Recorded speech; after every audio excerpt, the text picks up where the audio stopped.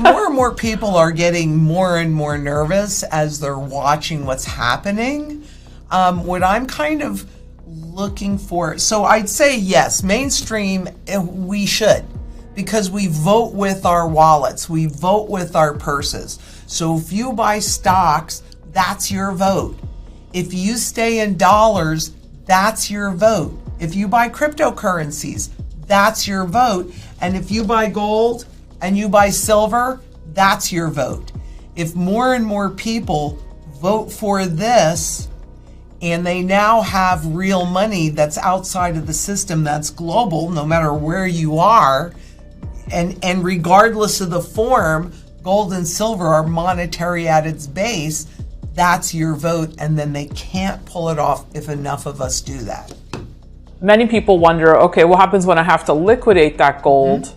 Am I not just re-entering the system? Yes, you are, because as long as the central banks get to dictate what our tool of barter is, then there are going to be some things you'll be able to do completely out of the system.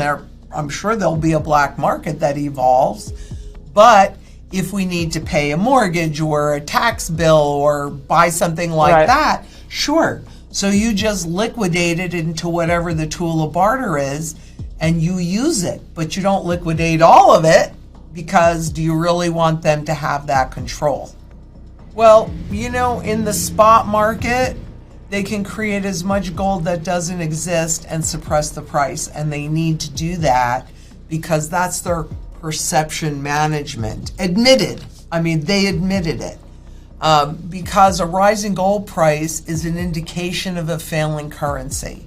And once you really understand that the currency is failing, then you make different choices. A trillion times zero is zero. It really is that simple. So it doesn't matter how many pieces of paper you have or digits in your bank account. What matters is what you can convert them into. So even above $2,000 an ounce, you are not seeing gold or silver, frankly, express anywhere near its true fundamental value.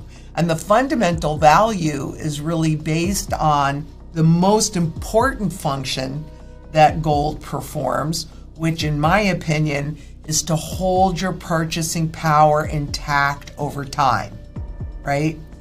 And we would see gold way above 15,000 if they weren't suppressing it. But central banks don't need to suppress the price to be able to buy more of it, because they push a button, they create all the money they want to buy the gold.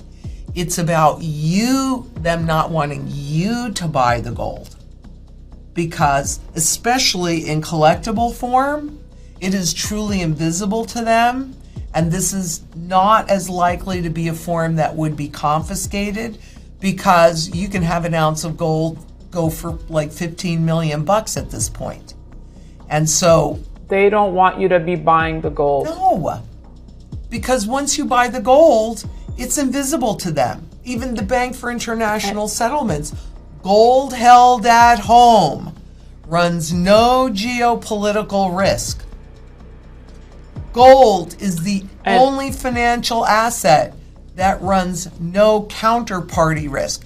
These are from the Bank for International Settlements. My mind is open.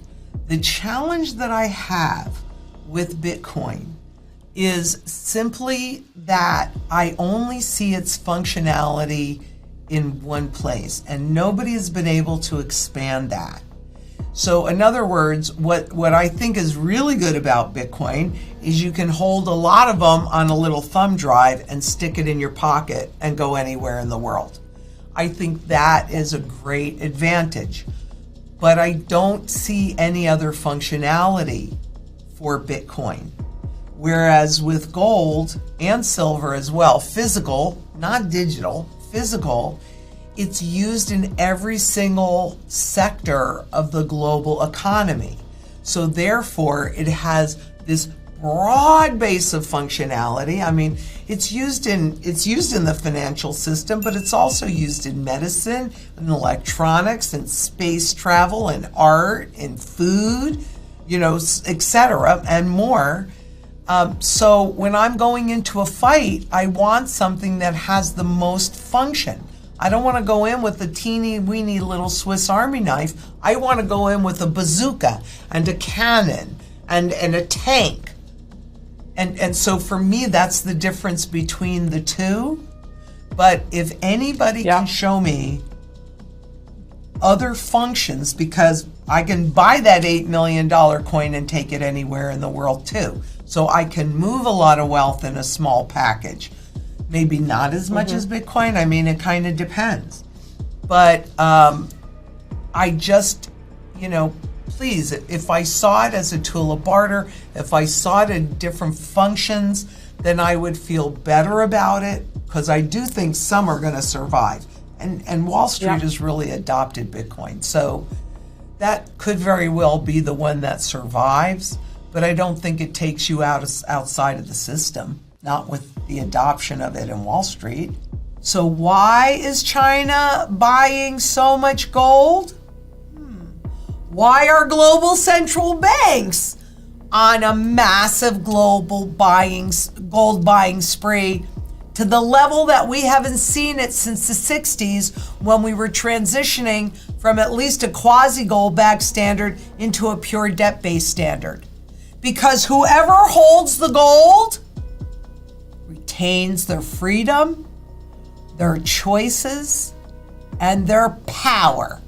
Honestly, it is just that simple. China is expected to continue to increase its official gold reserves as it builds international credibility for the yuan. Why would they do that? Because fiat money is based on a government's ability to have your confidence, and globally and in China as well, public confidence in those that are in power are declining. And so history shows us 100% of the time, when all confidence in the currencies are lost, what do governments do? They back the new currency at the end of the day with gold to get you, the public, to trust it again.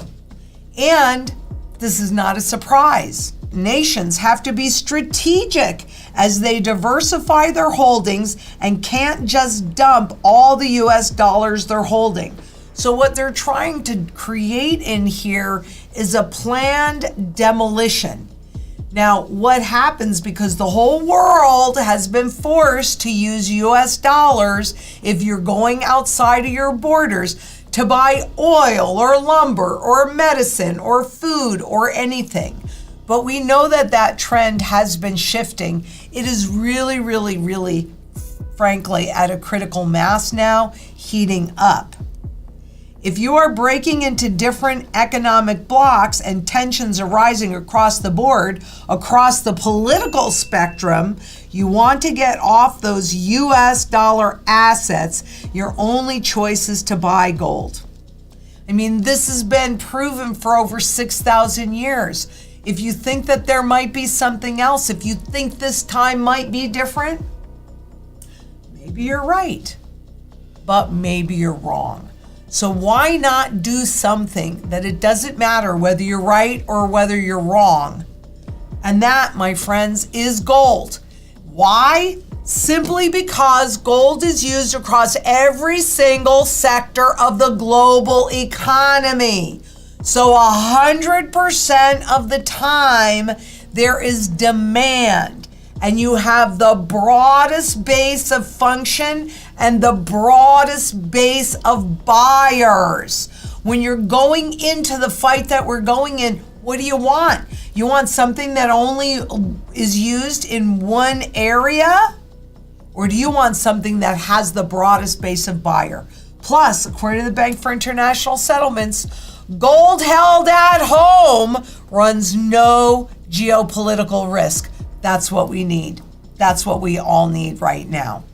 And keep in mind, it's been OPEC plus, and that plus is Russia. And it's been that way for a while. So this is not, everything seems to happen really slowly until it happens quickly. And that's what we're dealing with right now.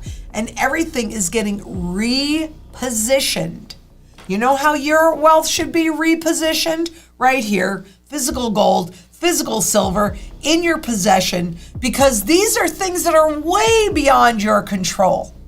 But you also need food, water, energy, security, barterability, wealth preservation, community, and shelter to survive this transition, because the entire world is resetting into a new social, economic, and financial system.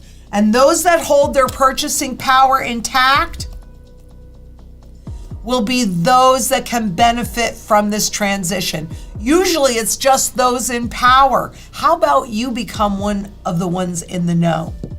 And you do the same thing, because this is the only way that we can secure a positive future for our children. That and coming together in community and saying no. Remember, we vote with our purses and our wallets. So if you keep your wealth in the stock market, the bond market, the annuity market, all of that are fiat money. If that's where you're holding your wealth, that's your vote. And you're basically saying, okay, here, I'm volunteering my wealth for this transition. But if you take it out and you put it in physical gold and physical silver, and then you take possession of it, because we all know, if you don't hold it, you don't own it, regardless of your perception.